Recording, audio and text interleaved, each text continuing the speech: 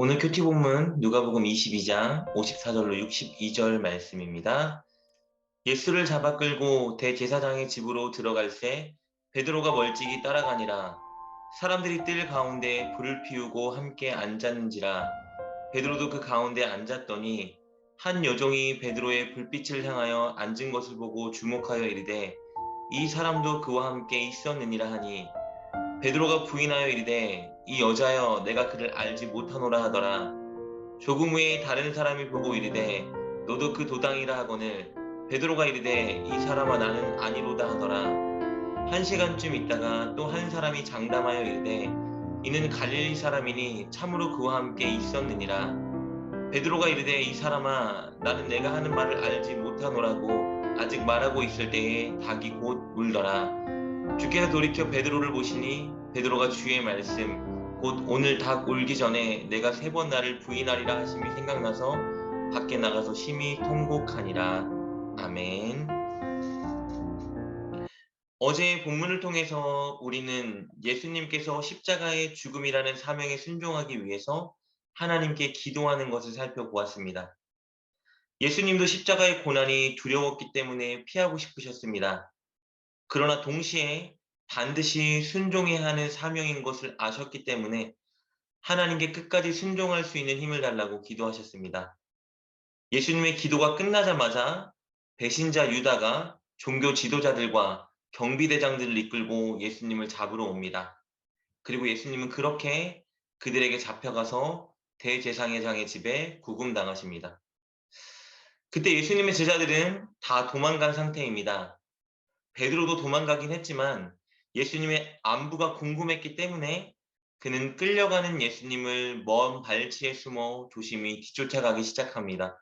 예수님이 끌려가 대제사장의 집에 구금되자 베드로는 대제사장의 집 뜰에까지 들어가 그곳에 있던 무리 속에 섞여 예수님의 동태를 살피기 시작합니다. 우리 54절, 55절 말씀입니다. 예수를 잡아 끌고 대제사장의 집으로 들어갈새 베드로가 멀찍이 따라가니라. 사람들이 뜰 가운데 불을 피우고 함께 앉았는지라. 베드로도 그 가운데 앉았더니.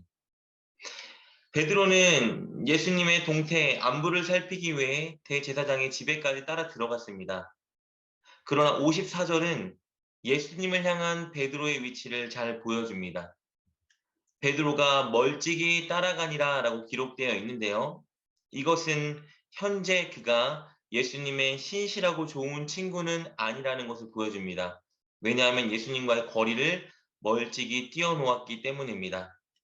그는 예수님을 향한 애정은 여전히 가지고 있었지만 혹여나 자신에게 임할 고난과 환난이 두려웠기 때문에 예수님과 거리를 두고 예수님을 모르는 척, 예수님과 상관없는 척 그렇게 무리들 속에 숨어 있었습니다. 그런데 그때 대제사장 뜰에 있던 사람 중 한 명이 베드로를 알아차리는데요. 56절 말씀입니다. 한 여종이 베드로의 불빛을 향하여 앉은 것을 보고 주목하여 이르되 이 사람도 그와 함께 있었느니라 하니, 무리들 틈에 숨죽이고 있던 베드로를 한 여인이 알아보았습니다. 그리고 이 사람이 아까 붙잡혀온 그 예수와 같은 무리라고 주장하죠. 그러자 베드로는 예수님을 향한 거리를 더 멀찍이 버리기로 결단합니다. 바로 예수님을 모른다, 부인한 것이죠. 우리 57절 말씀입니다. 베드로가 부인하여 이르되 이 여자여 내가 그를 알지 못하노라 하더라. 베드로는 시겁했을 거예요. 예수님께 죄송하거나 마음에 찔리는 것은 온데간데 없었을 것입니다. 왜냐하면 자신도 고난에 처할지 모른다는 생각에 등골이 오싹했기 때문입니다. 시간이 조금 지나고 나서 안정을 찾은 베드로는 그제서야 이제 괜찮겠지라는 생각을 갖게 됩니다. 그런데 그 순간 또 다른 사람이 똑같은 주장을 베드로에게 하는 것을 보게 되는데요. 58절 말씀입니다. 조금 후에 다른 사람이 보고 이르되 너도 그 도당이라 하거늘, 베드로가 이르되 이 사람아 나는 아니로다 하더라. 베드로는 굳고 부인합니다. 자기는 예수님을 따르던 무리, 즉 예수와 같은 당이 아니라고 주장하는 것이죠. 처음에는 예수님을 부인했던 베드로는요, 이제는 예수님의 제자 공동체 자체를 부인하게 됩니다. 그리고 시간이 지나 또 어떤 사람이 베드로를 유심히 보며 다시 한번 주장합니다. 베드로의 말투, 옷차림을 보니까 분명히 예수님을 따르던 갈릴리 사람이 맞다고 주장한 것이죠. 우리 59절 말씀입니다. 한 시간쯤 있다가 또 한 사람이 장담하여 이르되 이는 갈릴리 사람이니 참으로 그와 함께 있었느니라. 그러자 베드로가 극구 부인하며 이렇게 대답합니다. 베드로가 이르되 이 사람아 나는 내가 하는 말을 알지 못하노라고 아직 말하고 있을 때에 닭이 곧 울더라. 베드로는 분명히 아니라고 극구 부인했습니다. 처음에는 예수님을 부인했죠. 두 번째는 그가 함께 지내던 공동체를 부인했습니다. 그리고 세 번째는요, 바로 새로워진 자기의 정체성을 부인하는 것을 보게 됩니다.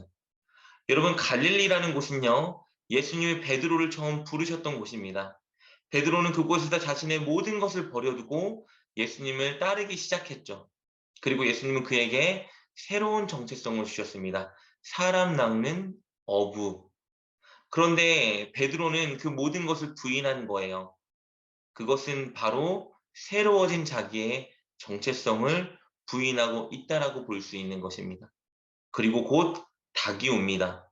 예수님께서 닭이 울기 전에 내가 나를 3번 부인할 것이라고 말씀하신 예언이 이루어집니다.